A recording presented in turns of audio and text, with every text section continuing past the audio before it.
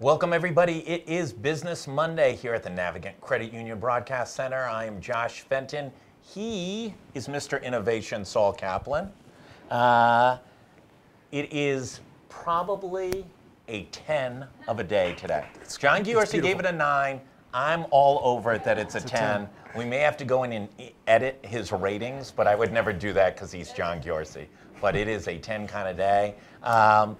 Let's talk robotics today. Okay. Growing implications of the adaptation of robotics and artificial intelligence into the workplace in a Jetsons-like way, in which it is going to be more and more comprehensive and have greater implications than we ever thought, is some of the thinking of some of the prognosticators.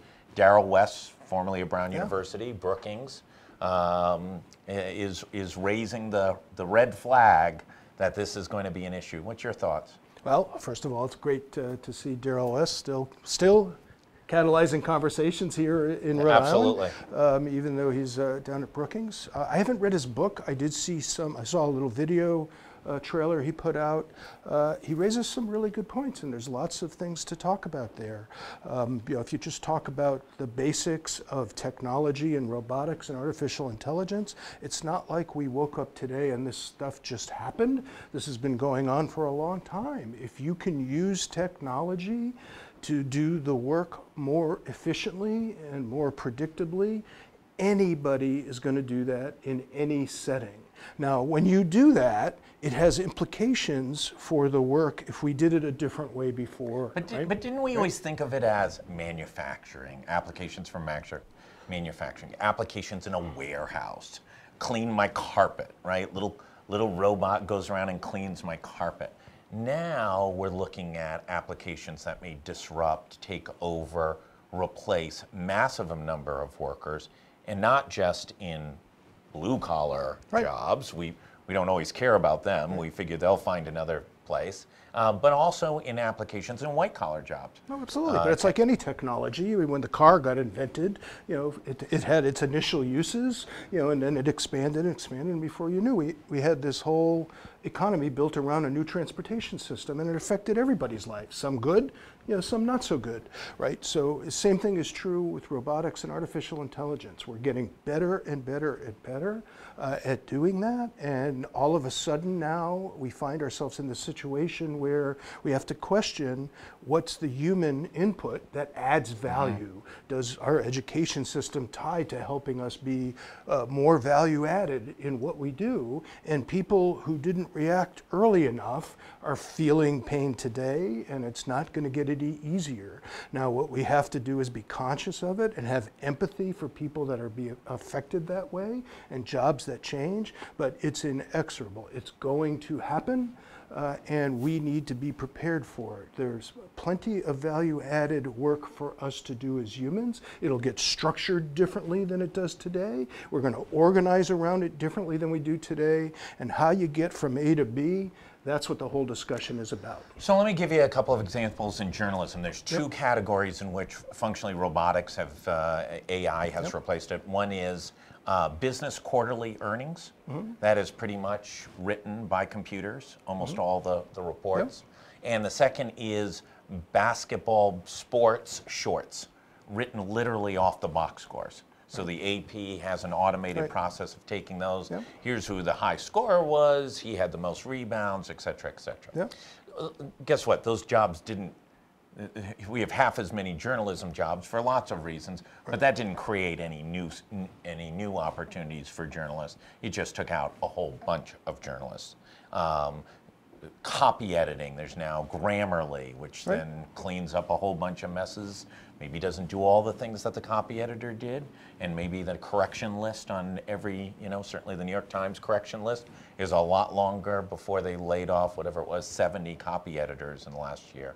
Are we thinking about, yes, the technology and the science can get us somewhere, do we also need to contemplate the humanity of Yes. what the science and the technology is allowing we us to should do. design with humanity at the core. That includes how we use technology. We should be more conscious of what role technology plays and how it affects humanity, right? There's no question about that. We get to decide, right? We get to decide what kind of society we want. We get to elect officials Right. to create laws, right? The whole system was built for a different era. Yeah. We've got to play our role in doing that. But what you just described in terms of the disruption in journalism Yeah. didn't start with the artificial intelligence to write an article, Right. which is coming and getting better. Right. It started with the disruption on how we get access to journalists. Right, and whether we citizens could be journalists on our own, versus the official profession of journalism, Right. and who gets to decide what's good journalism and what's bad journalism, right, and how we access it. So the huge disruption happened when all the other channels opened up, right, so that we could not only produce media, but we had lots of different ways to get it.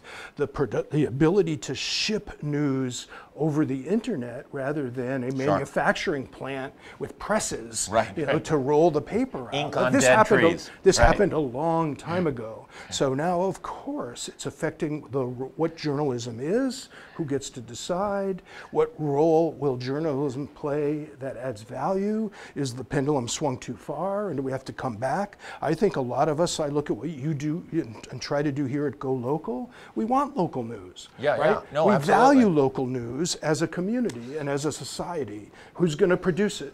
So let's take this one step. One of those categories that is often predicted is accounting, a white-collar, high-paid category of employment, highly educated. They have to take massive professional tests to be, and it appears that in the next few years, technology will replace them. They're more efficient.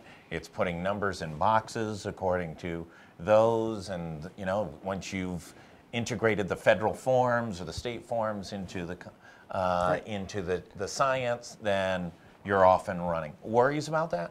Well, every profession you could pick that we could talk about, right, is being effective. Accounting is no different than any other, right? If you go look at what accountants do and the tools that they use, they're using technology, right? And then that same technology can be moved directly out, to the consumer. So now I can use Quicken and QuickBooks. I can file my taxes, with tools that are really good tools. So what did accountants do?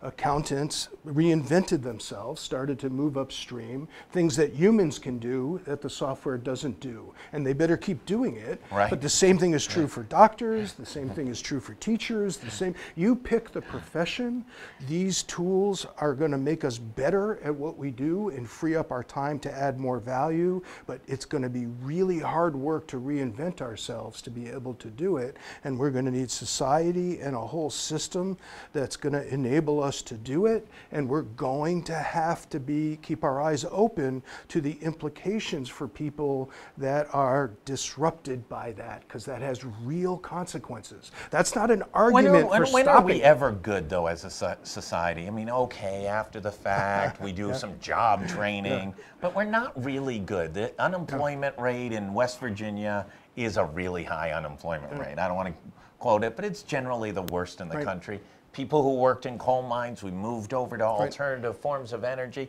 We didn't really do a very good job of helping coal miners find new replacement jobs. And we need to do better, right? Because this isn't just the people who are smart enough and have capital win, and the people who get affected by this are left behind, right? Which is what's happening today, right? There are more and more people that are displaced, right? And it's creating real societal implications for us. So we need to balance that. That doesn't mean stop the technology. That doesn't mean let's all become Luddites. It just means let's ask questions of ourselves as these technologies emerge, so we don't wake up today and all of a sudden say, woe is me, look what happened. It's been going on and it will continue to go on, but let's do it in a human-centered way that appreciates that these things have implications for us as humans. Darrell West forewarns that the massive implications will be most felt in the next economic downturn, and that will have implications to even heighten the pain, because companies will look for cost-saving structures, be offered technology solutions by tech companies. They will implement them, and thus not only will people lose their jobs en masse, but the other opportunities in the workplace, in the workforce, will be depleted.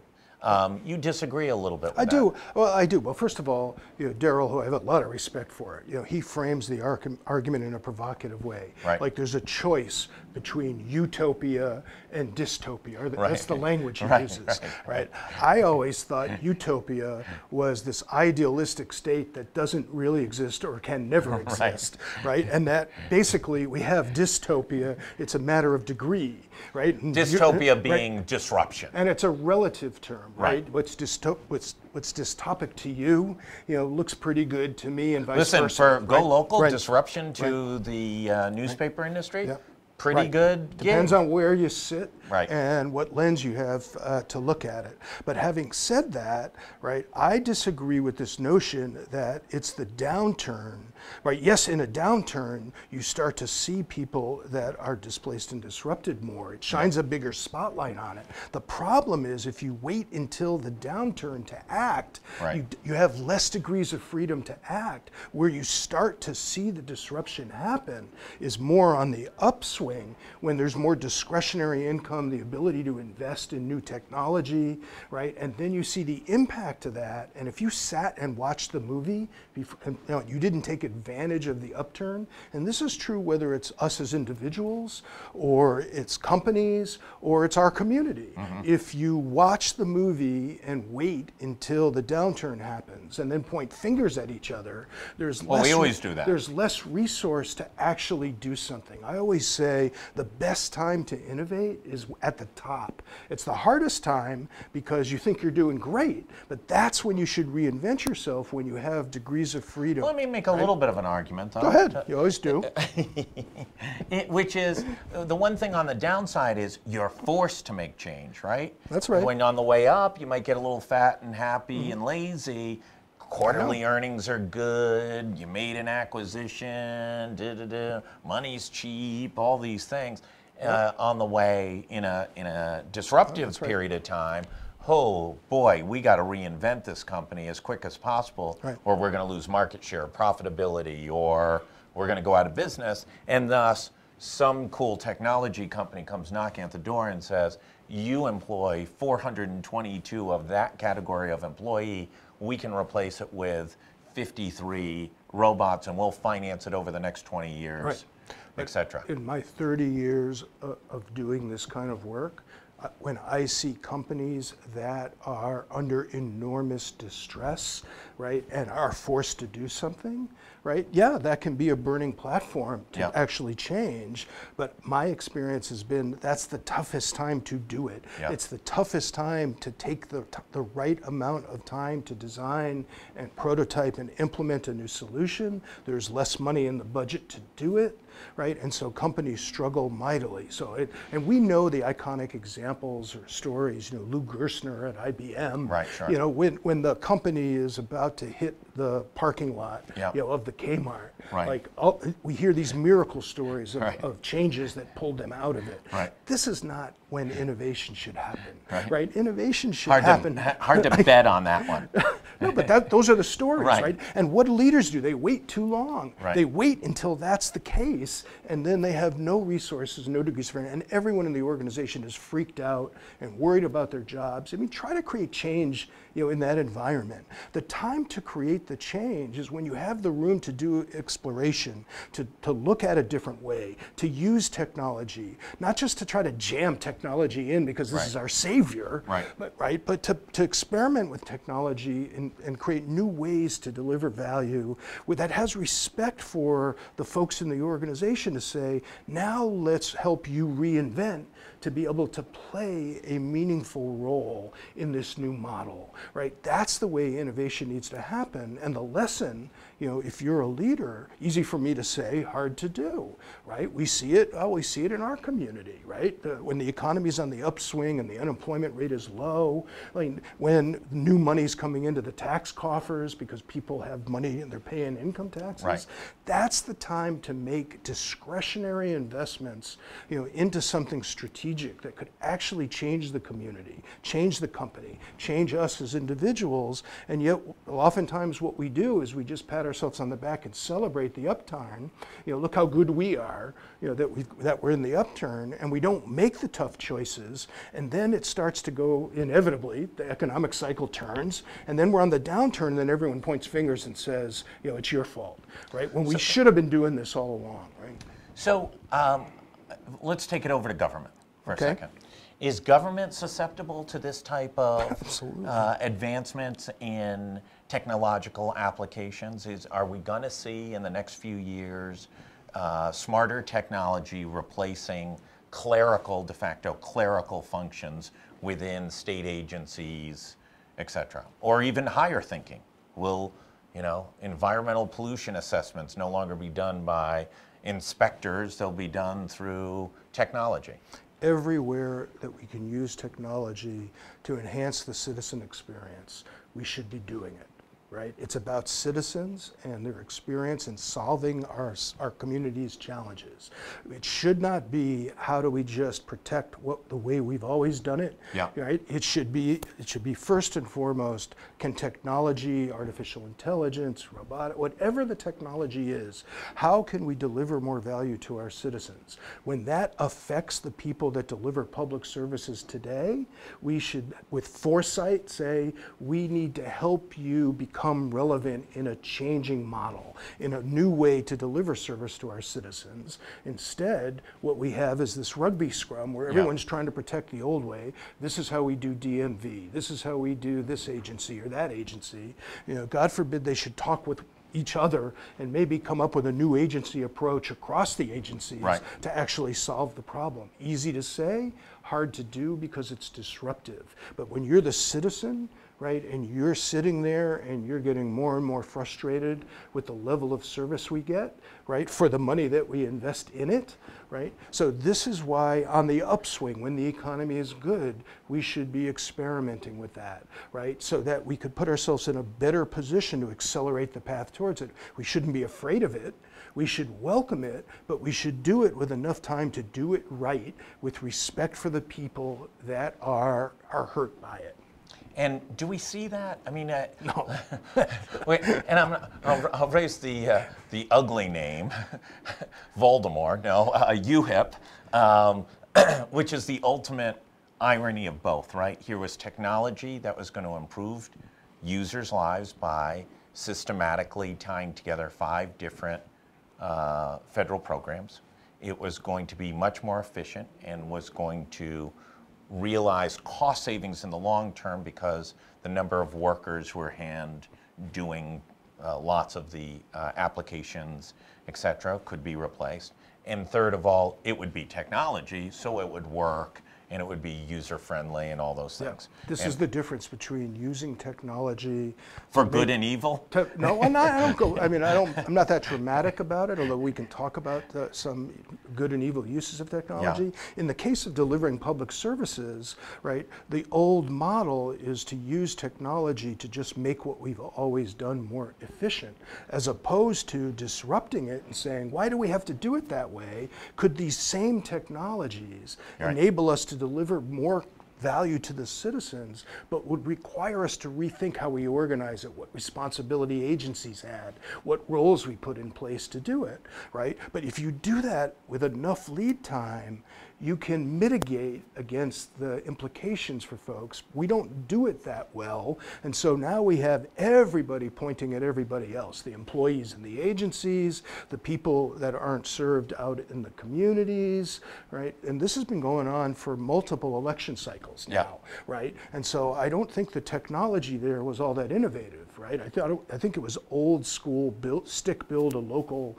set of systems that meet our local need, even though states all over the country are trying to solve the same problem, with solutions that are up in the cloud, that you can pull 100%. From, and put a local face and citizen-centered face on the front of it. We should have had a different approach to building those capabilities and sourcing them, and that's where the innovation would But if come you or I in the private sector were faced with a technology that wasn't working, our customers were leaving us, our PR was bad, we would kind of pull the plug or very quickly reinvent it. There's none of that requirement within government. Well, but because where are you going to go? I mean, other than if you have the resources to move, you know, Right. some place that offers better service, Right. But this is true across the whole country. So if they have a monopoly on delivering the service, right, and we empower them with that, right, we need to keep pressure on them as citizens to say, you need to innovate, right? We, during the upturn, make smart investments to transform it. Right? Constantly re-educate the public workforce to take on new roles. The idea that you're going to have one government role, you know, for 30 years, Right. you know, in this kind of environment, Right. You might try and you might try to lean against the change, but it's not going to work. Okay, broken system in state government. Somewhat of an effort to revamp, only in in most cases, because there was a lawsuit and the federal court intervened and ordered a special master. Are we going to see? And what's the timeline? What's your prediction? You've got as much experience in this as anybody in the private sector or in government. When do we see this massive transformation? Is it going to be a snowball effect where it just picks up so much forward momentum? We've seen very quick disruption in how we move. We've seen very quick disruption in how we buy.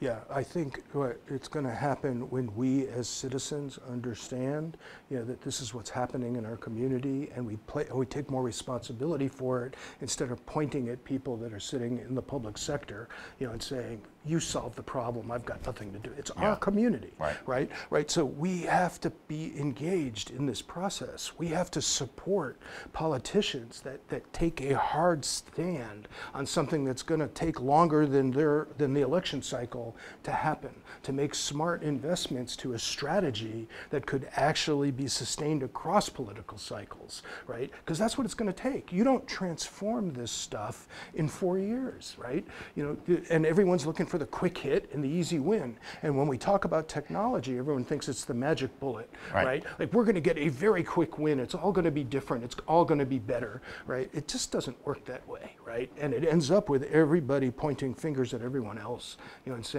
all this technology did is hurt us. We have a stake in this as citizens, and we need to be involved in it, whether it's our education, whether it's our healthcare, whether it's the public services we get, you know, from government agencies. In the end, we're the customers of that. You see a lot of sectors. You have some deep expertise in education and healthcare, et cetera. What's the next one to go? Yeah, everyone always. I think everybody always wants to you know. Need to answer because this. We're not letting you. No, because I will say, you give me the industry. Give me the most boring industry you can think of that you wouldn't think is vulnerable to being disrupted, and I will show you that if they behave that way, they're the most likely to be disrupted. Right? We all go to these are the ones, the easy ones. The digital products and services that could be virtualized, like newspapers, right? You know, it's harder to think about this in the context of physical products. You know, I manufacture concrete, you know, and deliver it to construction sites. If you don't think that those companies are using technology on everything from how they make and source the concrete to how they engage with customers, GPS if you're not, you're vulnerable to being disrupted. And if you think that you're protected, you know, and you're not going to be disrupted, right? You're mistaken, right? So every industry has to do this. So I don't, you know, this idea that my industry is vulnerable, you know, your industry isn't. Everybody who tries to say that to me, when you really scratch underneath those that say they're not affected by this, they just don't know they're being affected by it, right? But they are going to be disrupted. Every single industry, every person, you know, every company and organization, every community, and it should be fairly obvious right now, given all these things that are going on. And now all of a sudden, we're all indignant, saying it needs to be human-centered. Right? How come we didn't structure society in a way where we could see these technologies helping society, as you say, for good, right? So Moore's law was that every 2 years, right, the computer chips would be twice as powerful, and this went on till just now, I believe. It proved he predicted that in 1964, 1965. It still holds. I think it just stopped Well, they're looking at new technologies like quantum computing, Right. you know, some It was others. the first right, time that they'd will not allow achieved us it to over. stay on that curve. All right, so Moore's Law worked. When are we going to see the innovation, Moore's Law, in which the implications are exponentially growing? Yeah, so this is this notion. Are we on the edge? That the development of new technology is out ahead of humans, us, right? Understanding what the power of these technologies are and starting to say, how do we want to shape their evolution and use, right?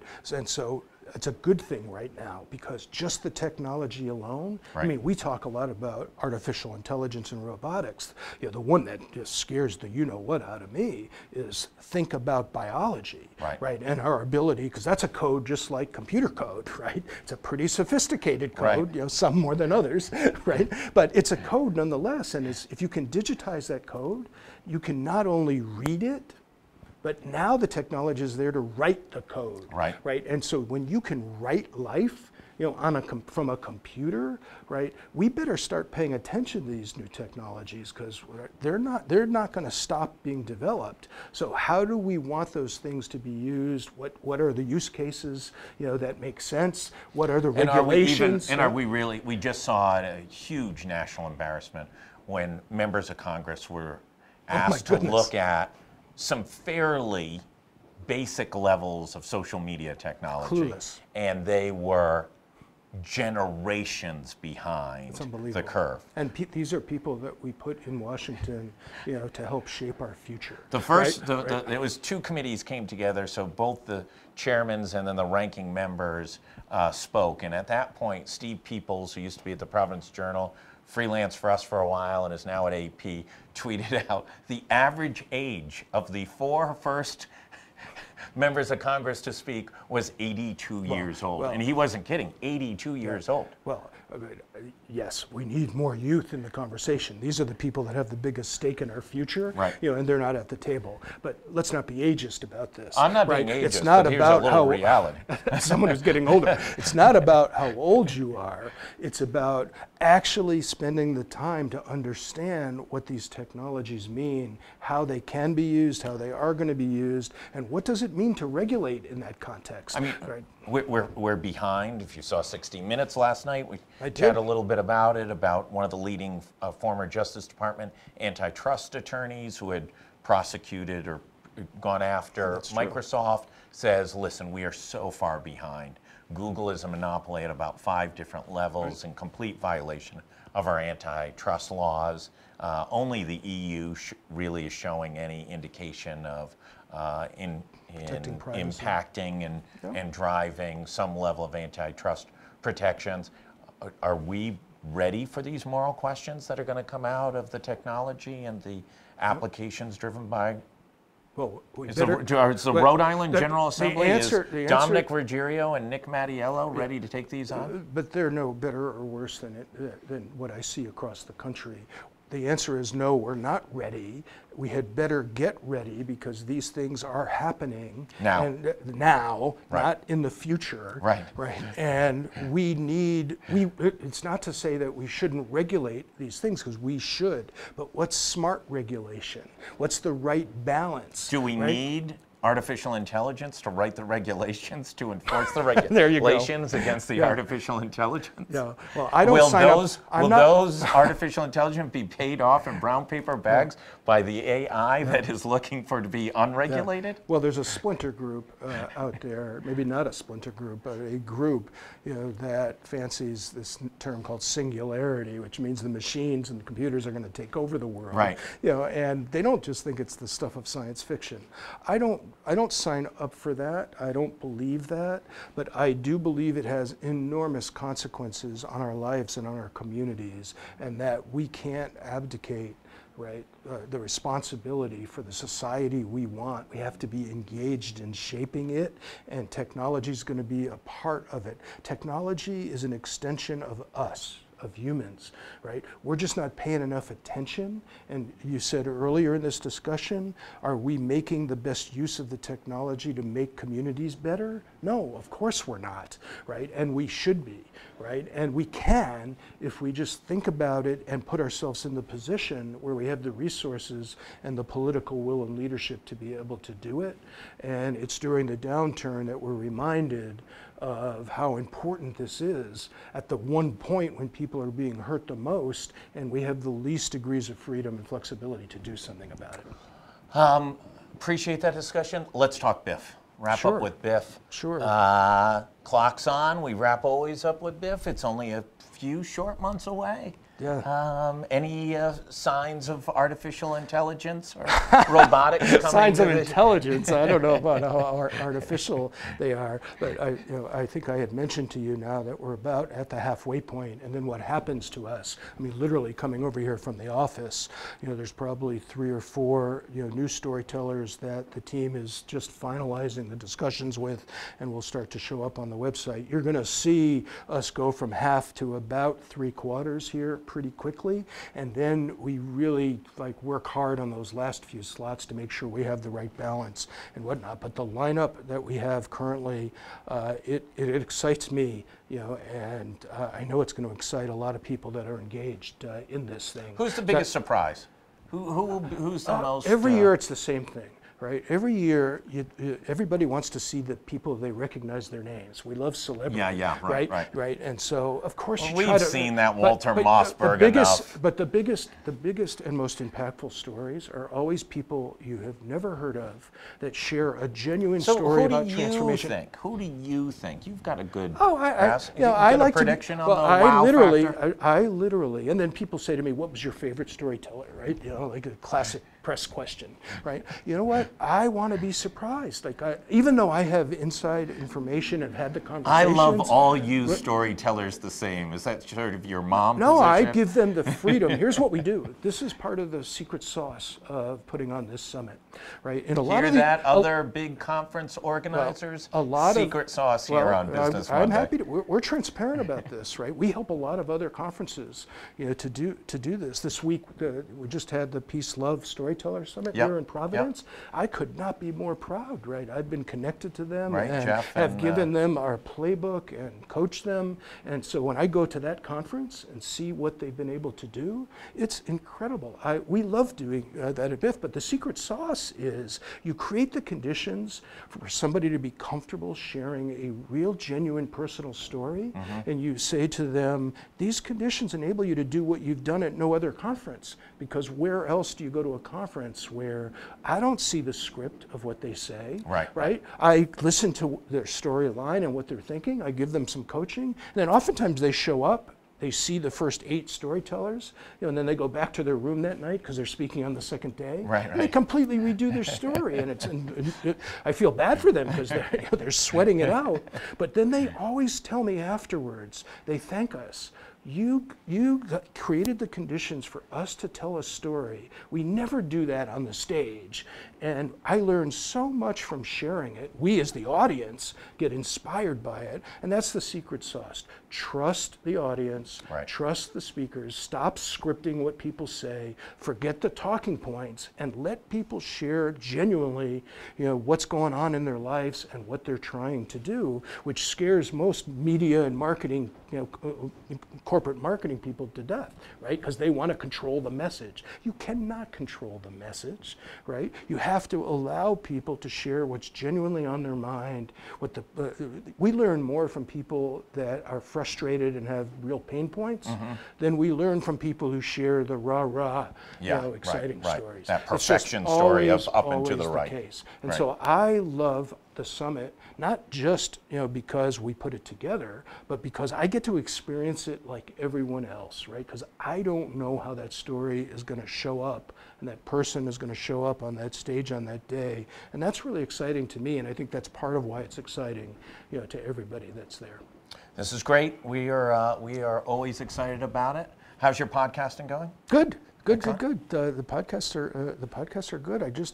I did it as an experiment. This goes to this beta, perpetual beta. I thought I was doing an experiment just to see whether we could do it, right? And whether I would enjoy having these podcast discussions. We've got like almost 3 years worth of podcasts queued up on iTunes now. That's great. And it's like I don't think this is an experiment anymore. I think we're kind of committed to it. So I love doing it, and those conversations are all like I'm biased. If you took me out of the podcast, the people I talk to are crazy cool and interesting. Well, as always, Mr. Innovation, Saul Kaplan, great discussion, great exploration. This is a topic that GoLocal is going to be staying on. I think it's something that every worker, every employer, our society needs to think about is what the implications of these things and how fair we can be in applying these technology applications and making sure that we're still a community and there's still vibrance and there's still economic opportunity for people. We are signing off on Business Monday today. Kate will be back tomorrow afternoon with a big lineup. I know she's got on. Stephen Pryor will be on. The Secretary of Commerce for the state of Rhode Island. They announced a few deals today. There's always news in commerce in Rhode Island. And this week we'll also be up at the State House. And then on Friday we're going to be on the road again. Last Friday we did our first sort of travel out to one of the communities in Rhode Island. We were down in East Greenwich. We talked to the town manager, one of the leading store owners down there, and also one of the top realtors, and get a good sense of what's going down in East Greenwich. And look forward to seeing you all week. Thanks, everybody. We'll be back at the Navigant Credit Union Broadcast Center tomorrow afternoon. Over and out.